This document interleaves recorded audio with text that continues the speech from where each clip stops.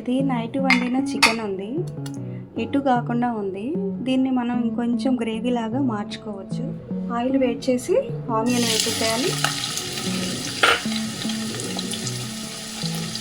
తర్వాత టమాటో వేసేసేయండి.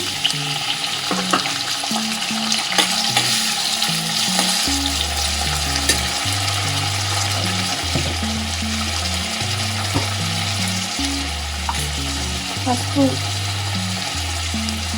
కారం, సరిపడినంత ఉప్పు.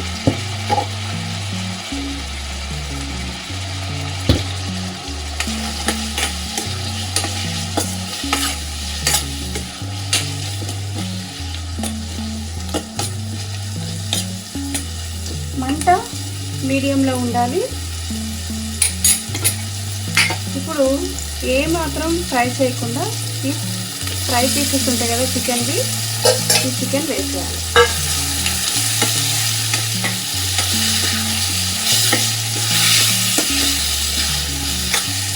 ఉప్పు కారం సరి చూసుకోండి, ఇప్పుడే వేసేయాలి.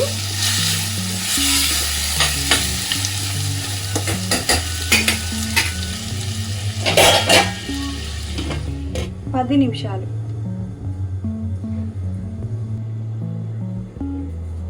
నిమిషాల తర్వాత చూసారా, ఇలా ఆయిల్ అనేది పైకి రావాలి. దీన్ని కలిపేసేసి మంచిగా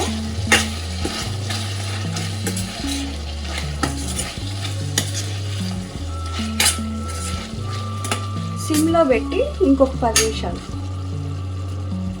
సిమ్లో పెట్టి ఇంకొక 10 నిమిషాలు, హైలో పెడితే 5 నిమిషాలు ఉంచి స్టవ్ ఆఫ్ చేస్తే చికెన్ కర్రీ రెడీ అయిపోతుంది.